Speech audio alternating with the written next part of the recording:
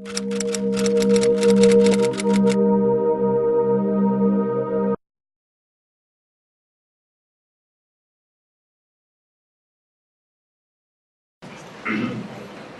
creo que Susi escogió que yo fuera el primero de un domingo a las 4 de la tarde para seguir quejándome, porque con mi voz no iba a dejar dormir a la gente. Bueno, voy a hacer todo lo posible por no dejarlos dormir.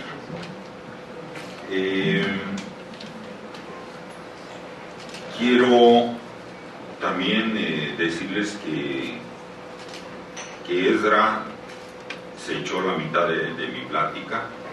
No, él se la echó entera y es prácticamente la mía, pero vamos a comentarles algunas cosillas que me dejó Ezra ahí en el tintero. Para comenzar, pues agradezco la invitación que me han hecho los organizadores del primer encuentro latinoamericano de comunicación de las comunidades judías, particularmente a mi buena amiga Susi Toiber Anderman, que se tomó el riesgo de invitarme, conociendo desde mucho tiempo atrás mis puntos de vista. Debo confesar que soy un periodista amateur, sin una formación académica sobre la materia. Si bien es cierto que desde muy joven, porque alguna vez lo fui, participé en la dirección, redacción, impresión, distribución y venta, o sea, todo, del boletín del movimiento jaluziano de Costa Rica, el vocero de la TNUA, posteriormente Anuar Accioní, del que posiblemente no exista hoy ningún ejemplar, ya que lo hacíamos con un mimeógrafo nosotros mismos, un mimeógrafo de alcohol, de tilo, que con el tiempo lo escrito se va borrando. Posteriormente formé parte de la dirección y consejo de redacción del periódico Vértice, así se llamaba, vocero de mi colegio secundario, el Liceo Costa Rica. En los años 58 y 59, que 58 llegué a México, en algunas ocasiones, ya en México por supuesto, se le ayudaba, y esto tiene algo que ver con lo que comentaba hoy Becky en la mañana, le ayudaba al corrector de estilo del periódico Prensa Israelita, que casualmente me invitaba a acompañarlo las noches de la víspera de la aparición del periódico para que hiciera la función de corrección de las galeras. Él cobraba, yo hacía el trabajo, pero me disparaba una torta al final de cuentas. Se aprovechaba muy bien de mi ortografía y algunos conocimientos de redacción que ya casi se me olvidaron. He escrito algunos artículos en la prensa judía y en una antología con motivo de uno de los aniversarios de la Shoah, publicados por la Keilah Ashkenazi, así como en la revista Aquí Estamos. Todos estos son parte de la historia. Yo continúo con lo que presentó Becky. La gran experiencia, y esta la tengo que resaltar, fue en 1986 que fui nombrado presidente de la Federación Sionista, y entonces decidimos hacer un periódico abierto a todas las opiniones, libre, que además fuera un vocero de la corriente sionista sin menospreciar o limitar otras opiniones.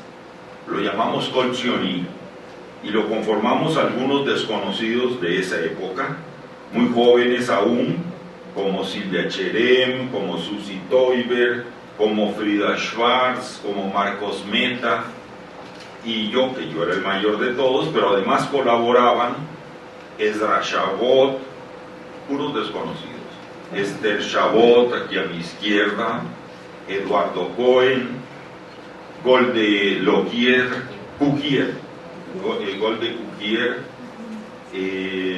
ya no recuerdo quién más, creo que éramos los que en términos generales desarrollamos este periódico, y pudimos sacar 22 números hasta que el dinero se nos acabó. pero para nosotros fue un parteaguas. Aprendimos a hacer un periódico, aprendimos a hacer una entrevista aún a alguien que no estaba de acuerdo con nosotros, aprendimos también a tener rechazos, y la verdad es que un señor periódico fue ese. Finalmente, para no agotarlos con esta monografía, participé en la publicación de la revista comunitaria Estudios Judaicos, voz de opinión de los intelectuales judíos de México y en general del mundo, patrocinado por el Centro de Estudios Judaicos. Fui presidente del Comité de Difusión y Propaganda del Keren Hayesod, donde publicamos sobre Asbará y las actividades propias del Keren Hayesod. He sido miembro del Consejo Editorial del periódico Kesher. Nunca me preguntaron nada, pero fui. Durante mi gestión como presidente del Comité de Cultura de la Keilah Ashkenazí y vicepresidente del Comité Ejecutivo, luchamos y logramos la reorganización de la prensa con la colaboración y dirección de mi recordado amigo Belrul Landau, Zichrono Shalom. Los primeros ejemplares de Eindrucken, que es impresiones, fue un ejemplo de lo que se buscaba, y hasta que ocurrió la enfermedad y desaparición del querido y recordado Belrul. Desde entonces he escrito en algunos periódicos comunitarios, revistas, etcétera, y creo que por eso me invitaron a hablarles sobre la aportación y medios y papel de los medios de comunicación. Las experiencias descritas no me hacen más conocedor, pero sí más crítico de lo que nos rodea. No pretendo, además de que no tengo la autoridad para hacerlo, hablarles de lo que es la prensa y de su valor. Tómenlo como un comentario para mover conciencias.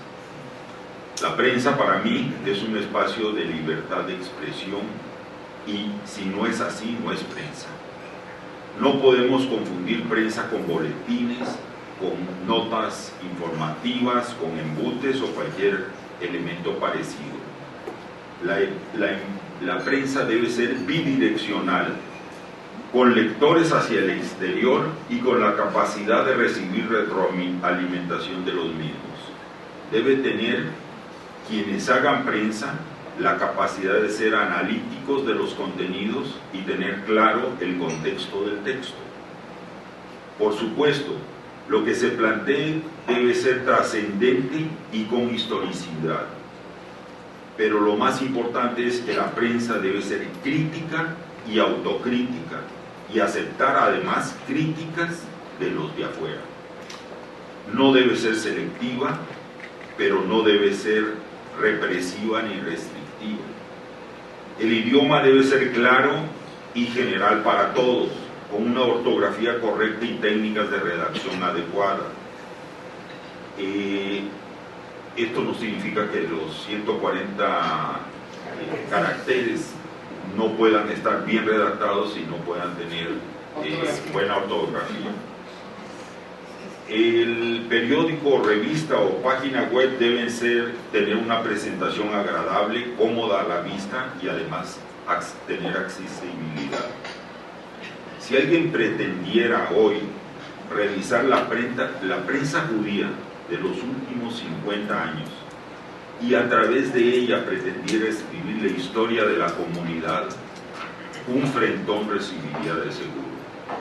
Las publicaciones, como es sabido, se caracterizan por ser o bien institucionales, que pertenecen a una institución u organización, o bien privadas, que tienen un dueño o un director o ambas cosas a la vez, en las que se publica aquello que les interesa y que constituyen su modus vivendi.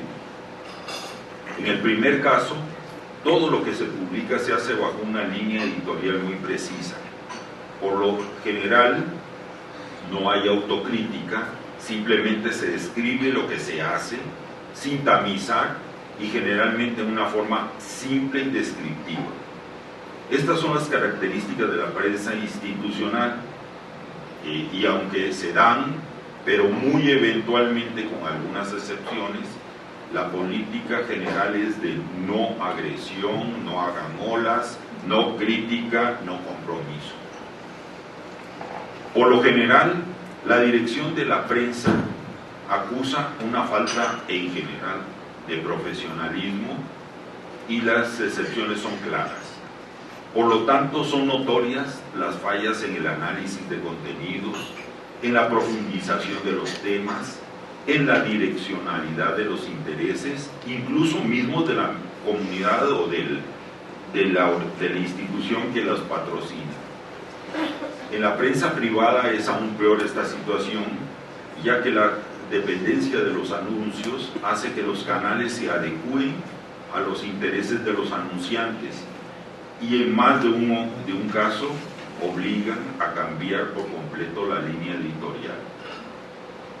Quizás el origen parta de las mesas directivas comunitarias que bajo el prurito de operar bajo línea no dan importancia a la prensa como elemento formativo de opinión y por lo tanto de codirección de los miembros de la comunidad con los directivos en el manejo comunitario a través de la retroalimentación y la crítica, nombrando como encargados a empíricos que en base a su entusiasmo empujan al área de prensa a caminos generalmente ya recorridos y fracasados con anterioridad y últimamente a aspectos mercantilistas y de venta de espacios comerciales que equivalen a pérdidas de libertad. Yo quería comentarles, hoy en la mañana le hice el comentario al señor Joaquín Huerta, que le hablaba yo del sincretismo, en la invitación que todos hemos visto del encuentro. Aparecen dos figuras que seguramente fueron obtenidas de un códice y unos caracolitos que salen de la boca de los personajes que están allí representados. Salen solamente de la boca, no hay nada que entre por el oído. Es una fotografía de lo que nos pasa comunitariamente. Es por ello que desde esta tribuna hago un llamado para que la prensa judía particularmente represente, forme, ocupe y alcance ese lugar que ha perdido y que solo en apariencia está ocupando. Creo que la democratización comunitaria, voy a leer otra vez, democratización comunitaria debe acompañarse de una prensa libre, no insultante, pero sí crítica y formativa. Ante un mundo en el cual el antisemitismo toma cada día más fuerza, con elementos más sofisticados, estamos dejando a un lado la formación de verdaderos periodistas y futuros defensores de nuestras causas, para hacer de los periódicos, revistas, boletines, la radio, las páginas web, entre otros, no solamente descriptores de nuestras reuniones sociales y otras intrascendencias, sin analizar en sus contenidos, sin las críticas requeridas para las mejoras. De allí que los periodistas que requerimos formar en un medio propio, comunitario, deben salir a continuación a los medios locales, el ejemplo es Esther, el ejemplo es Esdra, a la prensa nacional, a llevar el mensaje claro de lo que piensa la comunidad o del judaísmo o en su caso de Israel. Es bien sabido que no se puede confiar en la defensa a terceros por incapacidad de los propios. Estoy seguro, ya que los conozco, que hay las excepciones y que muchos directores tienen la preocupación, directores de periódicos por supuesto, la preocupación de hacer cambios a pesar de las líneas, entre comillas, que reciben. Pero mientras no tomemos conciencia de que la copia de los boletines elaborados en el exterior no resolverán nuestras necesidades, es claro que se necesita conocer lo que piensan en el exterior,